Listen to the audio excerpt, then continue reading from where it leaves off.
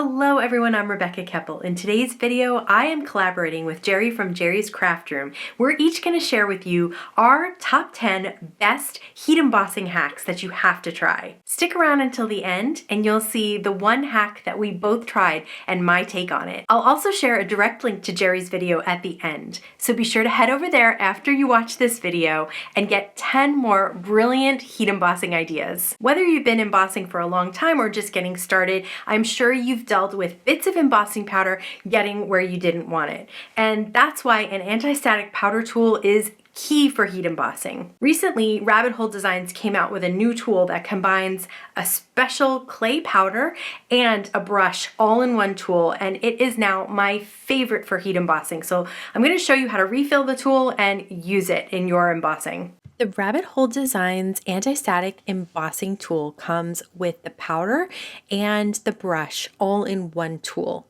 You can see that the brush has tons of soft bristles and you can protect them by lifting up the tool before you put on the cap, so the cap doesn't smush the bristles, and then you just pop the tool back into place. To replace the powder, there's a little cork kind of on the end. I like to use like pliers or a wrench or something to uncork it because I can't get my fingers really in there, but it's really easy to pop out once you use a tool like that. Here is the replacement powder. It is a special clay powder. It is not cornstarch. So they actually don't recommend using cornstarch because if you think about it, cornstarch is actually a thickening agent. You don't want to thicken the grease from your fingers. You want it to be completely oblivious and just have your embossing powder stick to your embossing ink. So I just pop off the cap of the tool. Sometimes I add a little bit more into the brush there, but what's great about the brush is that any of the extra clay powder that might come out, you can quickly brush away as you're applying the powder. So it's all in one. I really like this tool and I really like this powder. I found it to be really it does a very good job as far as keeping the embossing powder off your background. So I'm going to stamp 3 sentiments from this stamp market, and you can see that they're in varying types of fonts and sizes as well. I'm going to use super fine wow embossing powder because these sentiments, especially the bottom one, is so tiny. Now, after you get all that powder everywhere, you can do a little flick from the back, but you don't want to do it so hard that you remove the powder that you've put on your sentiments. And then if you do still have a few little bits here and there, you can use a dry paintbrush to get rid of those. And then with the tiny sentiments, be careful with heating them so that they don't melt so much that they kind of smear into each other. The last tip is to use a dry cloth to get rid of any excess powder or little bits that are still left behind. So you can see there's kind of a haze of the powder. The most important thing here is to wait for everything to really cool off. I have done this 1,000 times where I didn't wait long enough and then I smear the sentiment and I have to do it all over again. Usually when we think of heat embossing, we think of using Versamark or some other clear sticky ink to apply the embossing powder. But did you know that there are some colorful inks that you can use that have a longer dry time that will hold the embossing powder and make your heat embossing totally colorful and fun. For this technique, I'm going to use several colors of ink. These are all the new premium dye inks that come on a foam pad rather than a felt pad. And so they all have a quality of a slightly longer dry time. I have Tiara from Catherine Pooler, Fresh Pink from the Stamp Market, and Aqua Sky from Concord and Ninth. And I'm going to use a balloon stamp from the Stamp Market, and I'm going to place it on an A2 piece of white cardstock, and I'm going to stamp it first with the Catherine Pooler ink, and then I'm putting on top the Brutus Monroe rainbow embossing powder. It's an ultra fine embossing powder. Most of the embossing powder is clear. There are some little bits of glittery rainbow glitter inside that embossing powder. So it doesn't color up the color of the ink. It doesn't cover up the color of the ink, but it just adds a little bit of that rainbow glitter on top, which I think is so fun because then you can have any color that you have of these types of inks that have a slightly slower dry time, and you can add a little bit of glitter on top. Heat embossing on vellum looks incredibly elegant, but sometimes if you hold the embossing tool on too long, you get a really warped piece of vellum and can even burn it. So let me share some tips and tricks to heat embossing on vellum without that catastrophe. So first of all, anytime you're embossing on vellum, it is a plastic, it has tons of static, so you want to use tons of anti-static powder tool. And then I like to use lots of embossing ink because I don't want to stamp it more than once. Since it's clear, it's hard to see exactly where you're stamping. I do like to use my Debby tool to put lots of pressure on the MISTI when I'm using a large stamp like that. Then I'm going to pour some silver embossing powder on top. Now I'm going to take my time embossing this. First of all, I'm holding it up off the desk, and that is so that the heat flows all the way through the vellum and doesn't have to flow into the work surface. And the other thing that I'm doing is really heating up the tool first before bringing it to the vellum, and that will help with warping as well. And then the last thing that I'm doing here is just bringing the tool to the vellum in little spurts. So you can see once it got really hot, it was able to set that embossing powder when I brought it in little spurts. And in the beginning, it wasn't really doing that. But there you can see that it's not really warped at all, and I didn't burn it. I love the look of ink swiped across a card, but that look can be brought up a notch by using heat embossing. Again, I'm going to start with some anti-static powder tool all over an A2 piece of white cardstock. And this time I'm using Versamark ink, and I'm just going to swipe it in a curve across that middle area of the cardstock, and then I'm using some gold glitter embossing powder on top for a real wow effect. I can't even believe how much shine and glitter is in this embossing powder.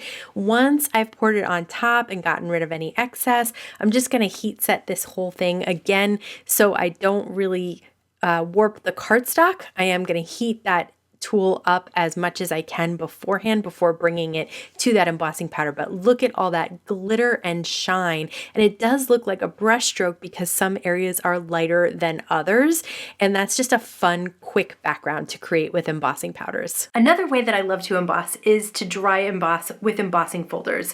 But what if you could combine these two techniques? So I am using Versamark ink here. Any clear embossing ink will do. And I'm using the small Brayer from Tim Holtz. Now, the reason that I'm not just wiping the ink pad on the embossing folder is because I don't want every spot covered with embossing powder. So if I wanted that, I would just emboss like a metallic piece of cardstock. But what I want here is the embossing ink to stick to the raised spots of this 3D embossing folder that I have. That's why I'm using the Brayer. So I just roll the Brayer on the ink pad and then roll it on the embossing folder, and then put some anti-static on my cardstock and put that side down on the ink. Then take it out of my Gemini Junior and just pour the embossing powder on top, and this is Hero Art's like a silver glitter. So you can see that once I heat set that and melt that embossing powder, it's not everywhere on the cardstock, it's where the raised elements were on the embossing folder. This got me thinking that could I use the other side of the embossing folder that didn't have the 3D parts popped up?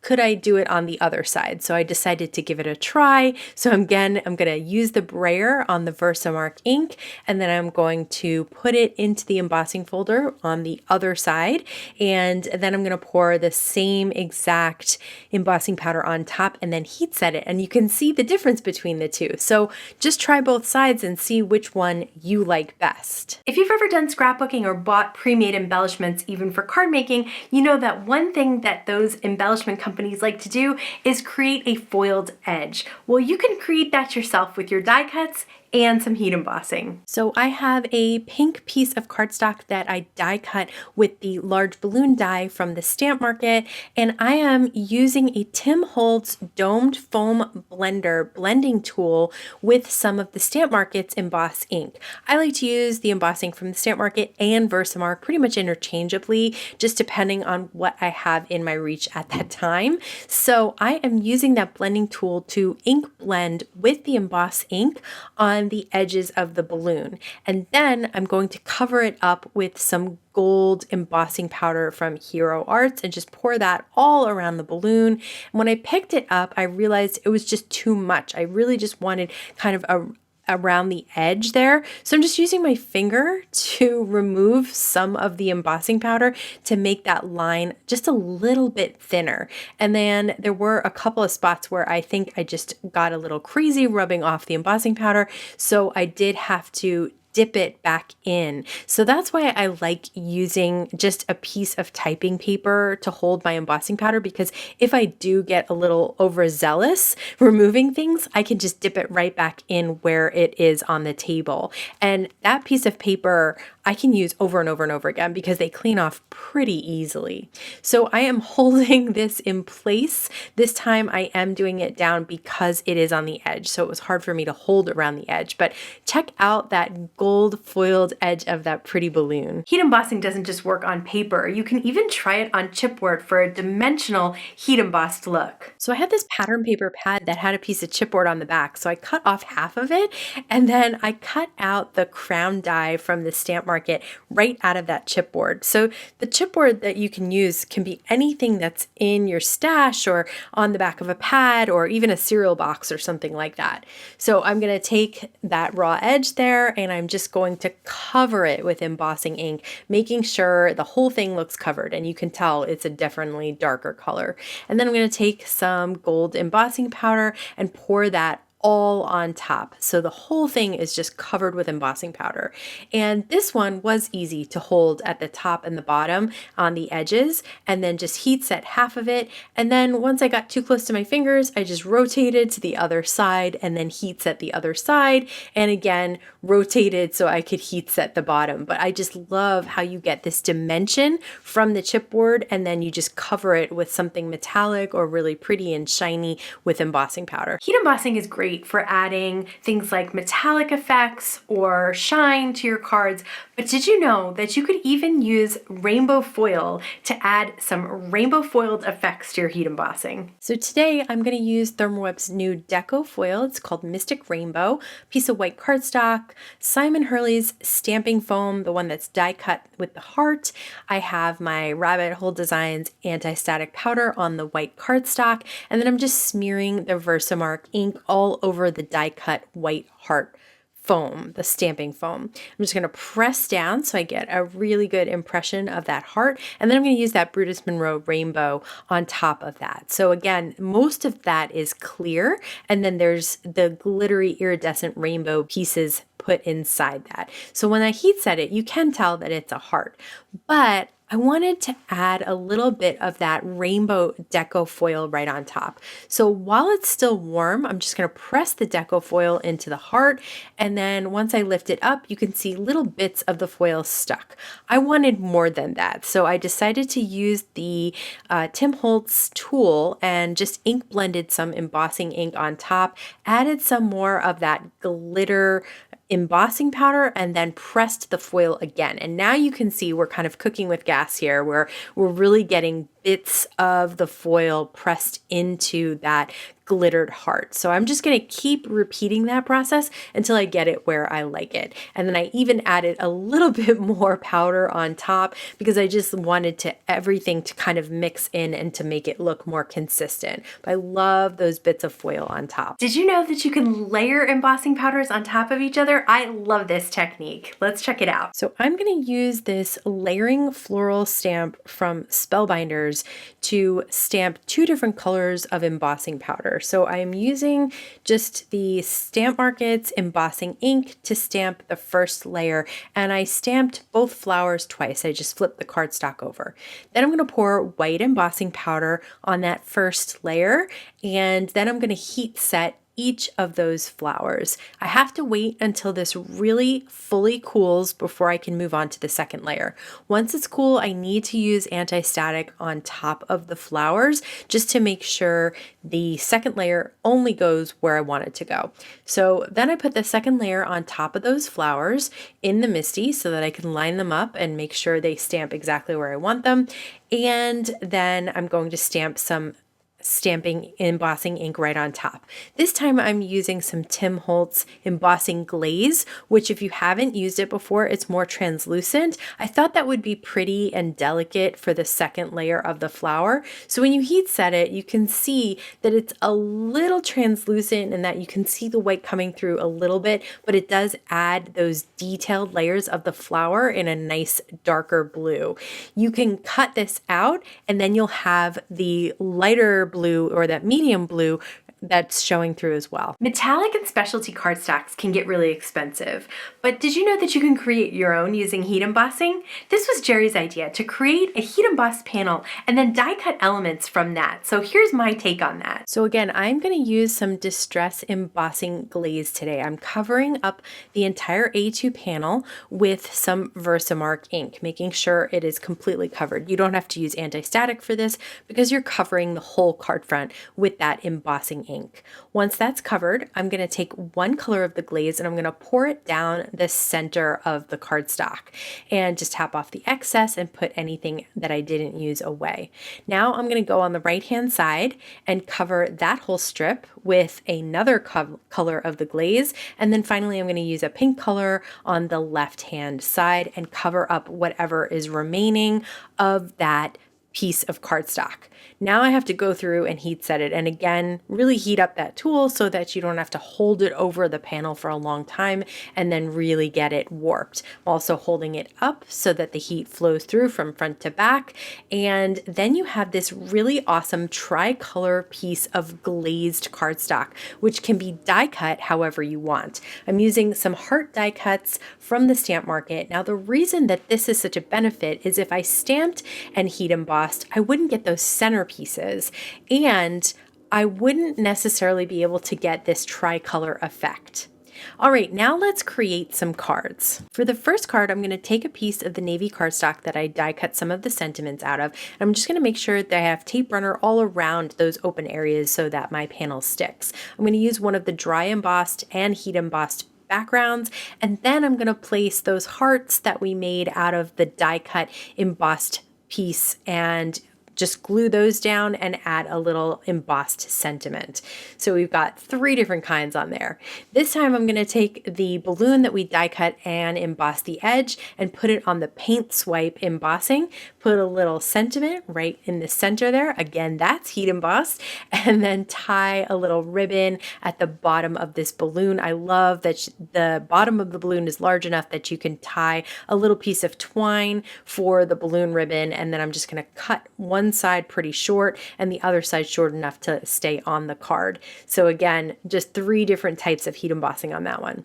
Okay, for the different colors of ink that we heat embossed with the rainbow clear, I put a little piece of pattern paper at the bottom and then a small sentiment. I really love this effect because you can use any color of ink that has a long dry time to create an embossed effect. Okay, for this card, I am just going to glue down strips of cardstock to make a rainbow in the background, because that's the nice thing about vellum is it can kind of tone down a background a little bit. I'm going to just cut them so that they all line up on that side.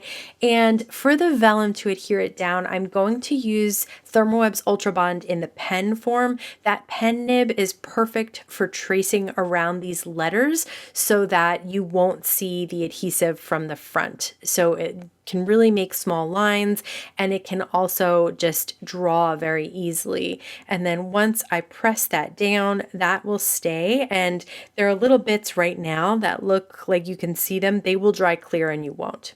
For this card with the stamping foam heart and the foil, I am going to fussy cut around that heart. I did create another cardstock rainbow because I had more strips, and this time I'm going to stamp with Versamark ink. And the thing that's nice about Versamark is it's a nice crisp black ink, but you can also put clear embossing powder on top of it, which makes it stand out even more, makes it shiny, makes it slightly dimensional.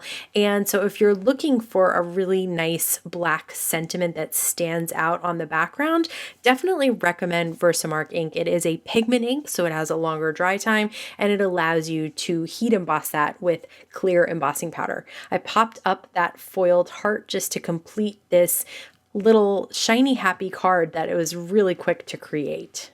I did mention that you could cut around the edges of those two-tone embossed flowers, and then you have a third color on there, which is the cardstock that I embossed on top of.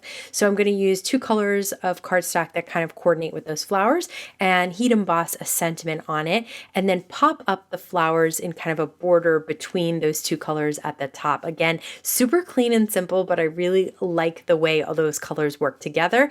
And then just, again, a dry cloth to get, especially on the dark cardstock, anything that's remaining off there.